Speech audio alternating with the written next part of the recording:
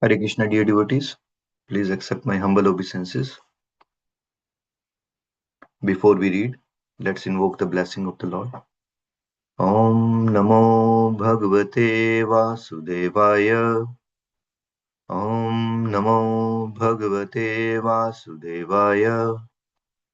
Om Namo Bhagavate Vasudevaya. Om Ajnanatimirandasya Jnananjanashalakaya Chakshurunmilitam Yena Tasmai Shri Guruve Namah Vanchakalpatarubhyasya Kripa Sindhubhayeva cha Patitanam Pavanebhyo Vaishnavebhyo Namo Namaha Ishvara Parama Krishnaha Satchidananda Vigraha अनादिरादिर Govind सर्व कारण कारणम। जय श्री कृष्ण चैतन्य प्रभु नित्यानंद श्री अद्वैता गदाधर शिवासदि गौर भक्तवृंद। हरे कृष्ण कृष्ण कृष्ण हरे हरे, हरे Ram Ram Ram Hare Hare. So dear devotees, we have been reading Srimad Bhagavatam, and we have been reading the first canto. We finished the introduction and we are at the first chapter, and we have been reading the purport of first verse.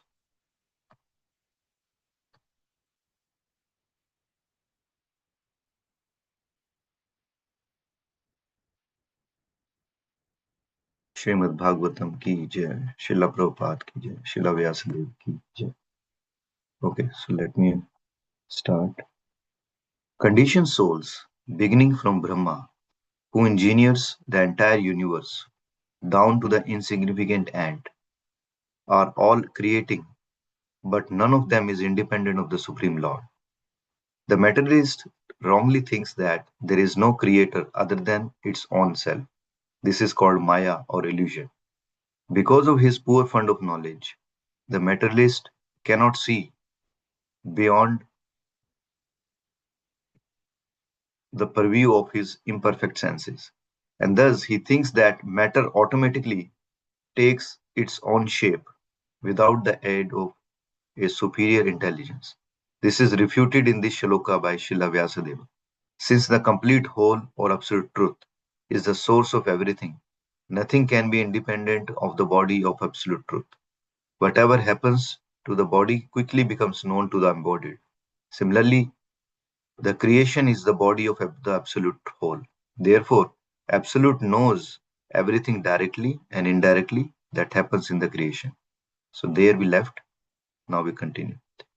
In the Shruti mantra, it is also stated that absolute whole or Brahman is the ultimate source of everything.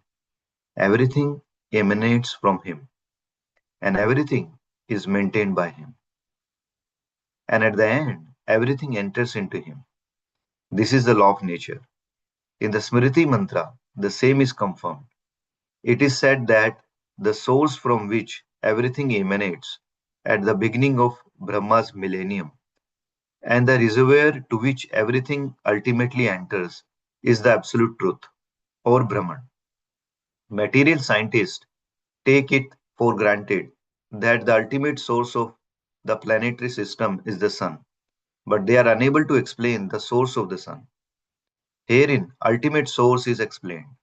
According to Vedic literatures, Brahma, who may be compared to the sun, is not the ultimate creator. It is stated in this shloka that Brahma was taught Vedic knowledge by the personality of Godhead. One may argue that Brahma, being the original living being, could not be inspired because there was no other being living at that time. Herein it is stated that the Supreme Lord inspired the secondary creator, Brahma, in order that Brahma could carry out his creative functions. So the supreme intelligence behind all creation is the absolute Godhead, Sri Krishna. In Bhagavad Gita, Lord Sri Krishna states that it is He only who superintends the creative energy, Prakriti, which constitutes the totality of matter. Therefore, Sri Vyasadeva does not worship Brahma, but the Supreme Lord, who guides Brahma in his creative activities.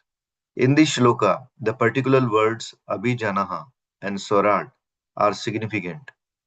These two words distinguish the Supreme Lord from all other living beings. No other living being is either Abhijanaha or Swarat. That is, no one is either fully cognizant or fully independent. Even Brahma has to meditate upon the Supreme Lord in order to create. Then what to speak of great scientists like Einstein?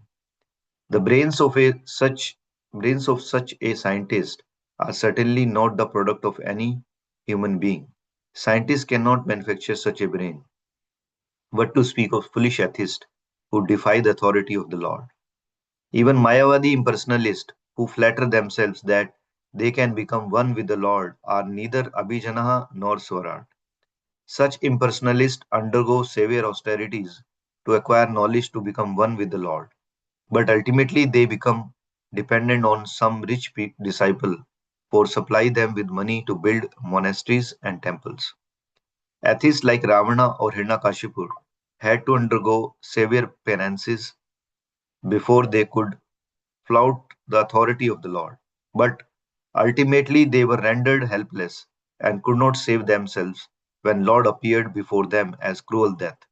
This is also the case with modern atheists who also dare to flout the authority of the Lord. Such atheists will be dealt with similarly, for history repeats itself. Whenever man neglect the authority of the Lord, nature and her laws are there to penalize them.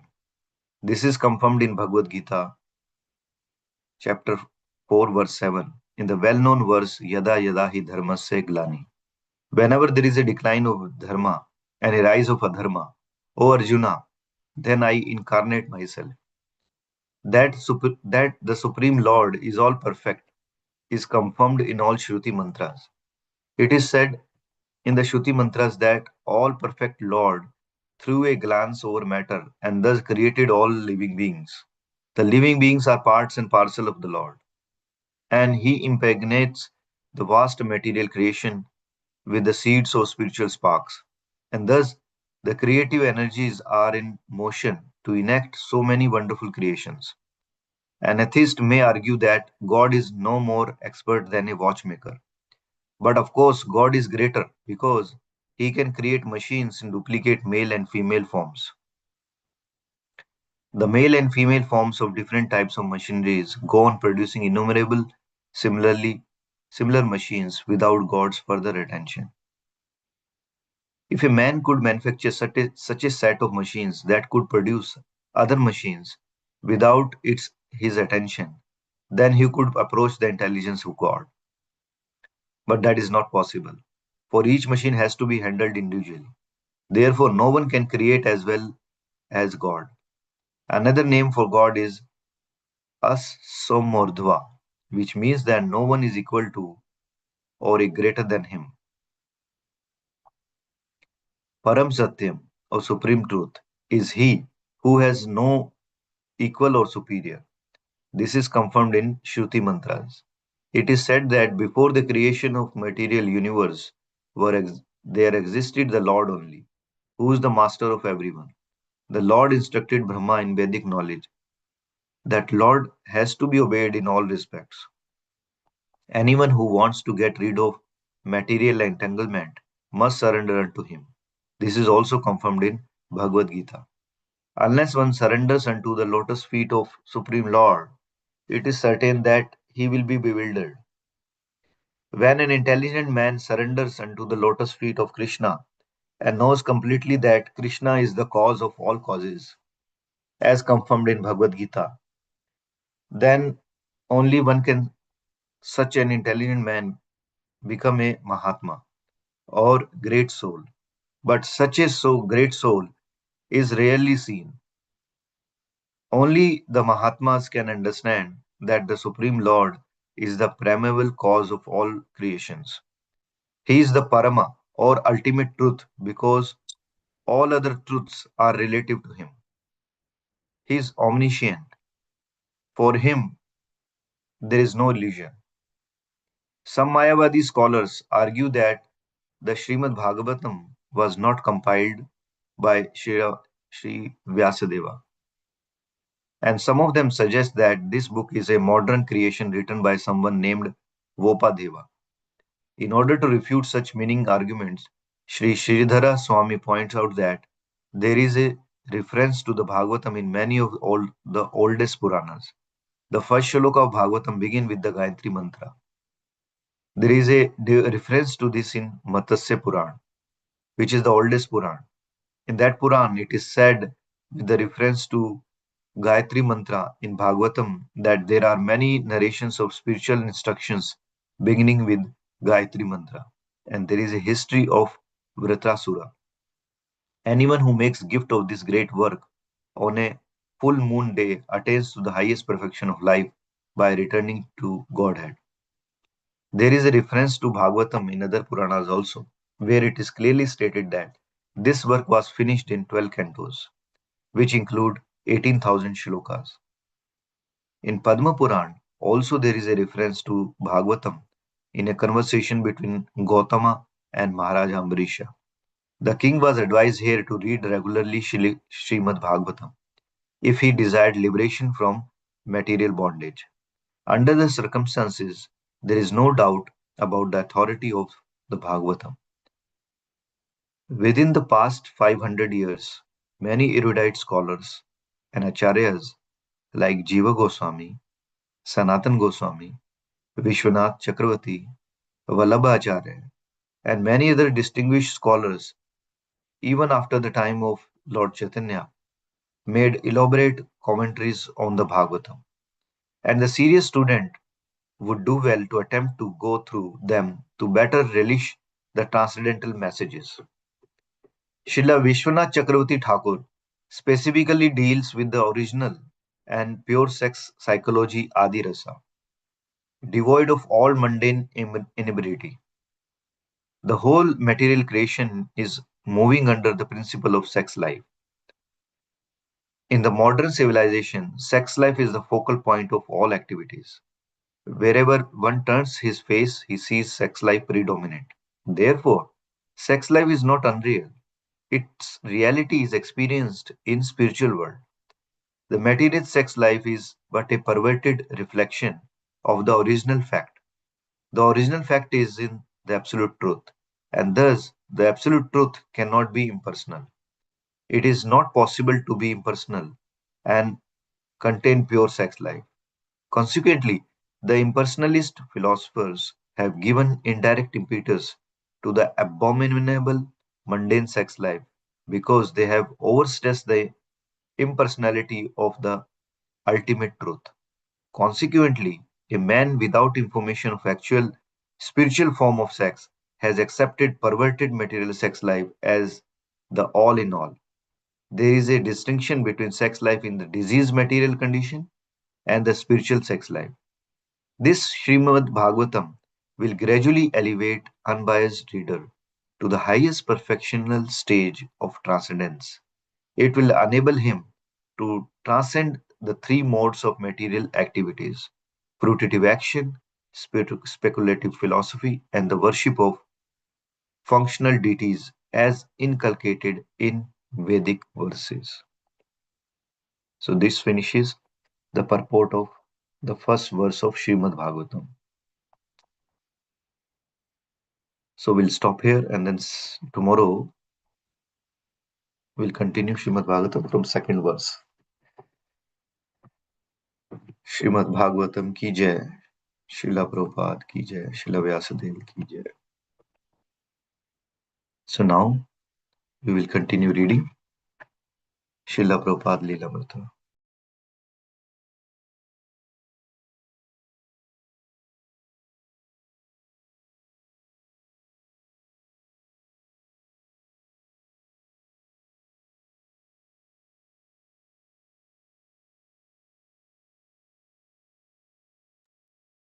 Srila Prabhupada ki jai.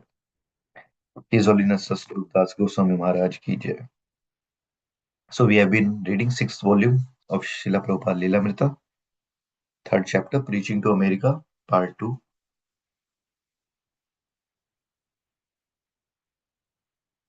So we finished the Toronto one. Now next. Suddenly, Srila Prabhupada's North American tour was interrupted. A telegram from Tejas in New Delhi announced that if Prabhupada wanted an interview with Indira Gandhi, he would have to come at once. The telegram contained no details, and his secretary was unable to reach Delhi temple by phone. But Prabhupada did not need to hear anything more. When an auspicious opportunity arose, he said, a devotee should act at once. Rishikesha planned the trip so they could stop in Montreal overnight. From Montreal, they would fly to Paris, where Prabhupada could rest before going on to Delhi. As word of Prabhupada's imminent departure spread, several devotees in Toronto tried to see Prabhupada for the last instructions about their projects. Rameshwara also phoned from Los Angeles, pressing Rishikesha to ask Prabhupada a list of last minute editorial questions regarding the fifth canto of Srimad Bhagavatam. The questions, however, concerning the Bhagavatam's explanation of the structure of the universe, Prabhupada rejected as unintelligent. He ordered the BBT to simply print books as they were. Not only was the prospect of meeting with Prime Minister Gandhi prompting Prabhupada's return to India, but so were his uncompleted projects, especially Hare Krishna land in Bombay. Brahmananda Swami said he thought Prabhupada had been looking for such a chance to end his Western tour and get back into personally managing the projects in India. Prabhupada had just dictated a letter to Surabhi in Vrindavana, expressing disappointment that things could not get done without him. You are all simply writing letters to me. Without my personal presence there, you cannot do anything. Simply correspondence. Anyway, be careful. There is no underhanded dealing in this transaction, purchasing land. It is very much risky. So be careful. Please send me a regular report of the Bombay construction. I am very much anxious and will be glad to receive your regular report. Devotees in Boston, New Vrindavan, and New York received the news of Prabhupada's sudden departure with the shock. He would not be visiting their temples, and they felt the impact of stark realization that the Srila Prabhupada could leave them at any moment. He was not obliged to stay with them, and they should not take his presence for granted. They had his instructions. This was sufficient.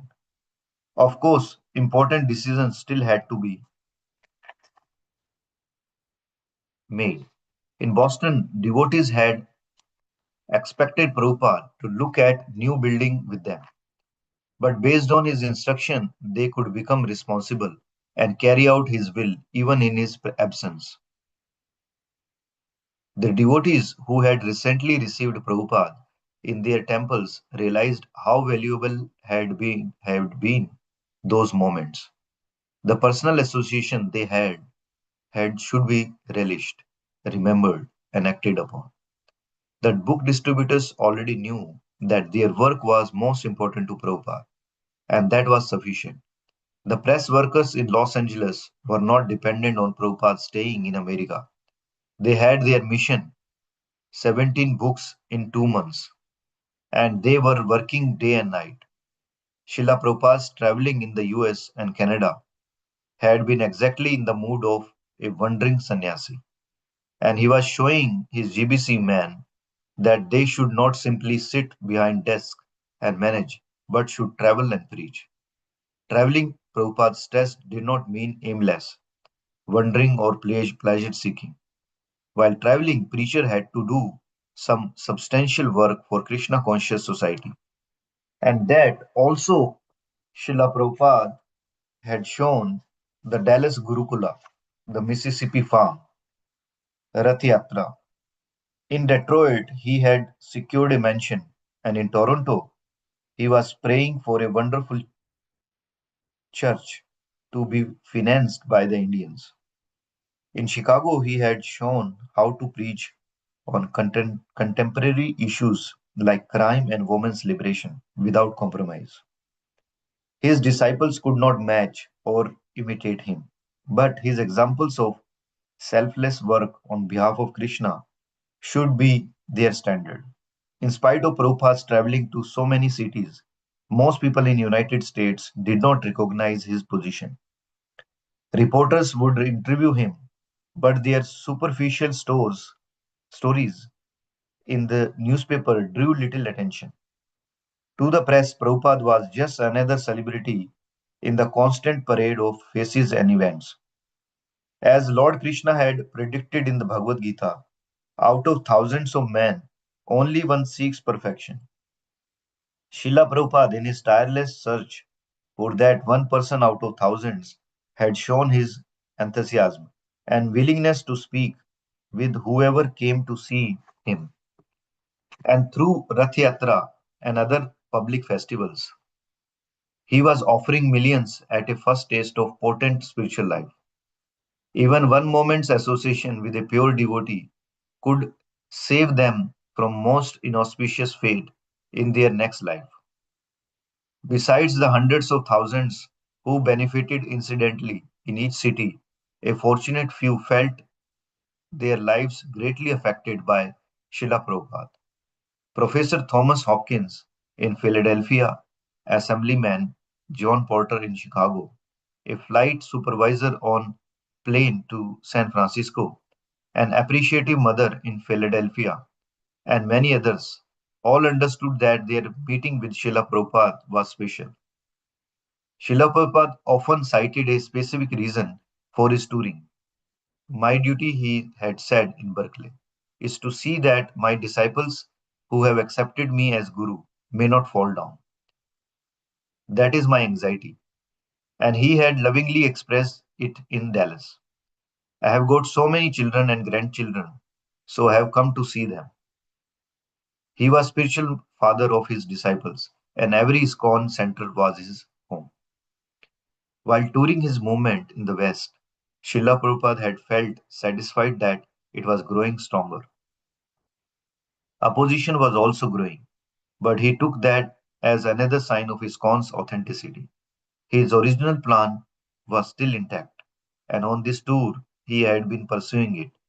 America had a chance of becoming Krishna conscious. At least he and his disciples could try for that. If they succeeded, then the whole world could be uplifted by that transcendental influence. Prabhupada liked preaching in America. Mostly my students are American, he had said, and they helped me very kindly push on this movement. But one man in San Diego crowd had shouted back that he wanted more sex than was allowed in Krishna consciousness. So Prabhupada's estimation was that Americans had good hearts, but that for want of Krishna consciousness, they were becoming completely confused, frustrated, and degraded.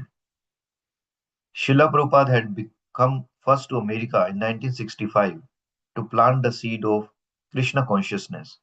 That he had done.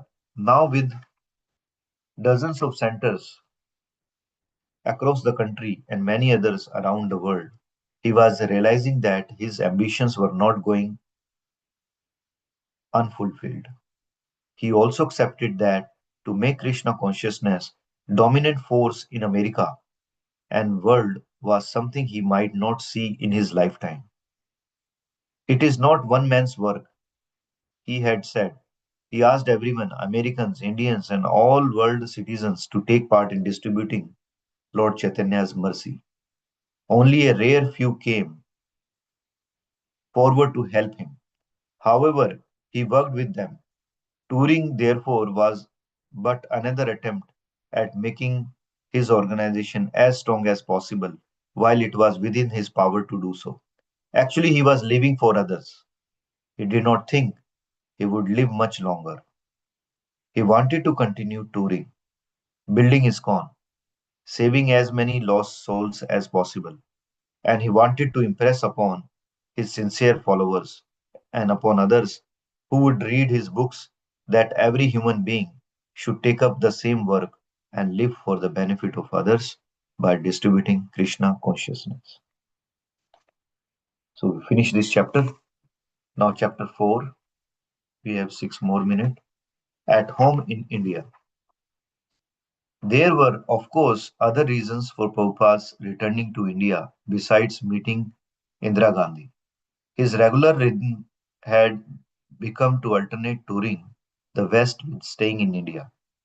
He was leading his movement by traveling from center to center, but for at least 5 years now, he had devoted more for his time to India. His ambitious projects in Mayapur and Vrindavana, although increasing the prestige of Krishna consciousness movement, Hare Krishna. His ambitious projects in Mayapur and Vrindavana, although increasing the prestige of the Krishna conscious movement, were by no means completed, and Hare Krishna land in Bombay was still only a construction site. Unlike in America and Europe, where Srila Prabhupada achieved his objectives by inspiring disciples to carry out on the management, in India he was the manager. In India he was the manager. He had to be, otherwise his Western disciples would be cheated and become de-spirited. Perez pressing managerial decisions, therefore, brought him frequently to India. Moreover, he had a special inclination to be in India. He had a deep spiritual attraction to the holy dhamas. Vrindavana was his home, and Mayapura was his place of worship. And he liked the unique opportunities for meeting and influencing people in places like Bombay. His upcoming meeting with India's chief executive was the kind of opportunity that came rarely in the West.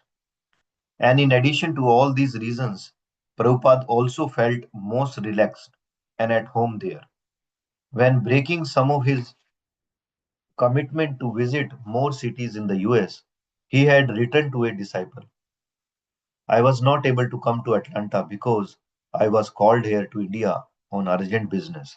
Also, I was feeling inconvenienced by so much traveling. Prabhupada often referred to New York, London, and Los Angeles as his special homes and to America as his fatherland. And when a disciple had once remarked that Prabhupada would feel more at home in India, he had replied, my only home is the lotus feet of Krishna. Nevertheless, for whatever reason or combination of reasons, Srila Prabhupada was showing a definite preference for staying in India. Prabhupada was displeased to see how slowly the construction was progressing at Hare Krishna land in Bombay. The monsoons had flooded the foundation, and whole little work had been done appeared to be of poor quality. The whole project should have been finished in 6 months, Prabhupada said. But he startled devotees by saying, at least complete it within my lifetime. Surabhi and Murthy showed him drawings for other temples. An interested person in Nellore, near Hyderabad, was speaking of donating land, and devotees had drawn up plans for a temple complex complete with Library and dormitories.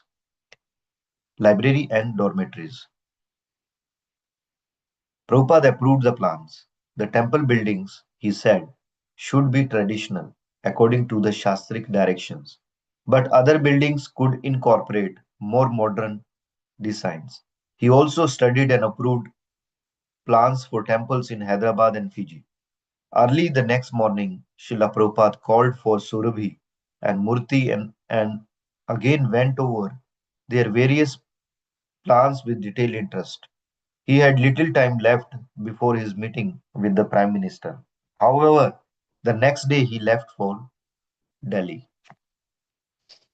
So the next is New Delhi, August 22nd, 1975. That we'll read tomorrow. That what happens when Prabhupada is in Delhi in 1975. So we'll read tomorrow. Srila Prabhupada ki jai. His Holiness Satsvarup Das Goswami Maharaj ki jai.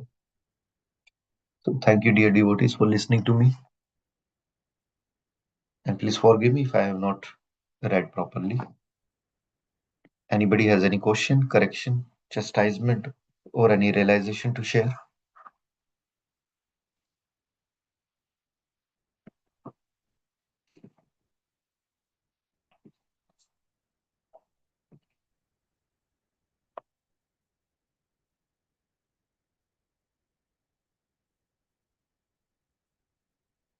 To dear devotees, this any sort of small effort in distributing the books or sharing the knowledge never go waste. Sometimes we feel that we are wasting time with somebody, but actually it is not. When we share anything with others, we are actually helping ourselves. And if little bit some person can get benefited, then it is great achievement. So recently, one instance occurred, I thought to share, and not to, you know, boast of anything, but just to share that how Krishna acts. So, my boss in one of the company, I worked several years, and we used to share. I used to share about Krishna, that how things are related to Bhagavad Gita.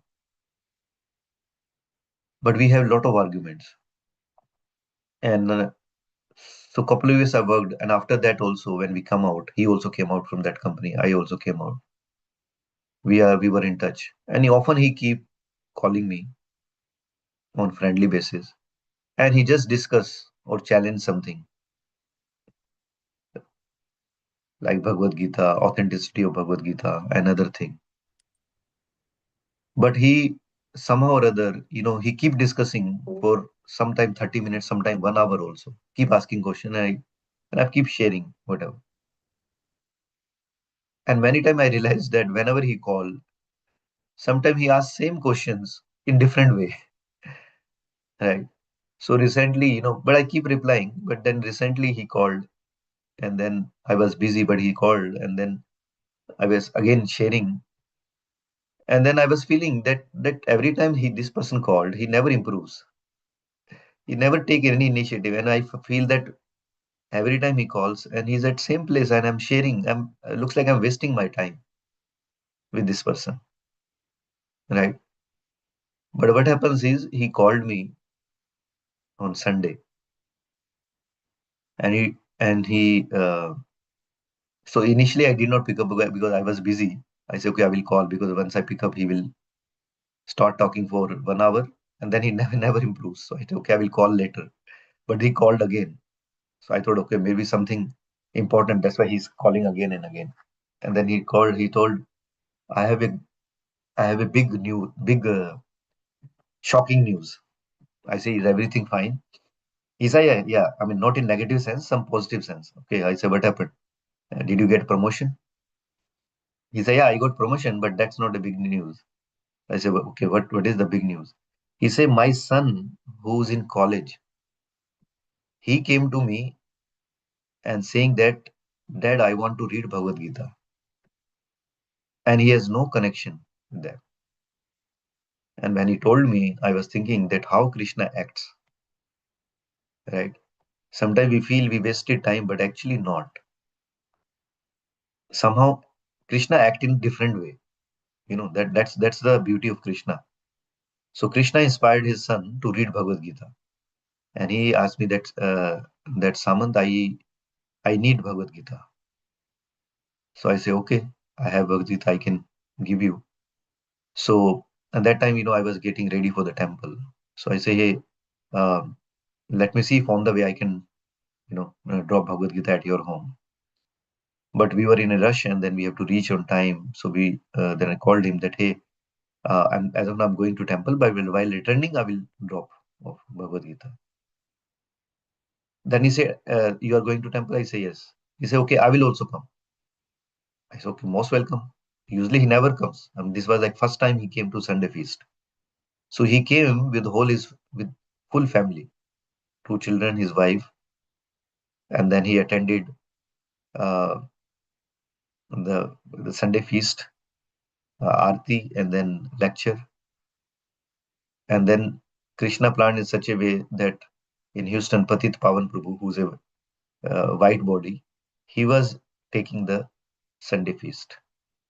So often, we don't have value of these things, right? But when person from another country teaches us, then we say, oh, this has value. So Krishna has different way how to act. And he was very impressed with Patit Pavan Prabhu. He say, and he was asking, okay, who's he, how he got with it. Like he's like in 20s. And he was so impressed. He say, in 20s, a person from a different country, right, preaching it, which is coming from India, right? So Krishna has different way to act. So they took prasadam. I gave the Bhagavad Gita to his son, and his son was saying, "Yeah, I wanted to read."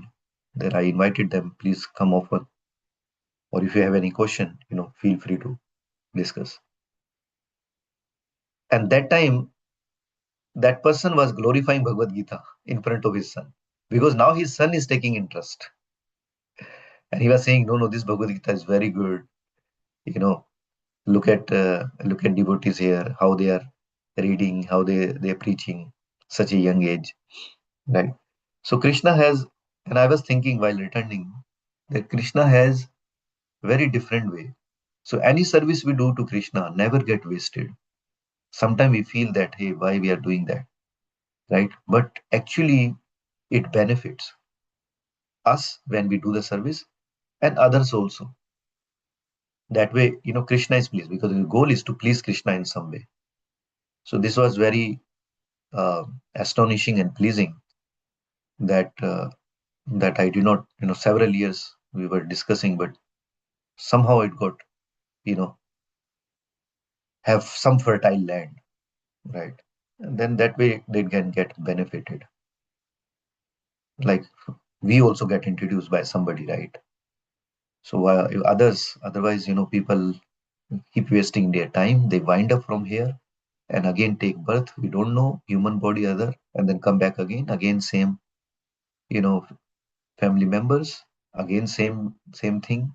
I want to be rich. I want to be famous. I want to be so and so, right? So this mind gives so much nonsense ideas, right? That, oh, you do this, you become, when you have more money, you will be happy. When you become more famous, then you will be happy, right? When you do things, then you will be more happy. So all the nonsense idea, and then we forget that life is passing day by day, moment by moment. So this association of devotees and this chanting, right? We should never leave that. We should never leave. So the devotees, this was the realization from Sunday. I thought just to share. It helps me. So if it helps you, that will be great. If I said something wrong, please forgive me. But I just shared so that by sharing, it reminds me um, that how I can continue my service. So thank you, dear devotees. Anybody has any question before we continue chanting?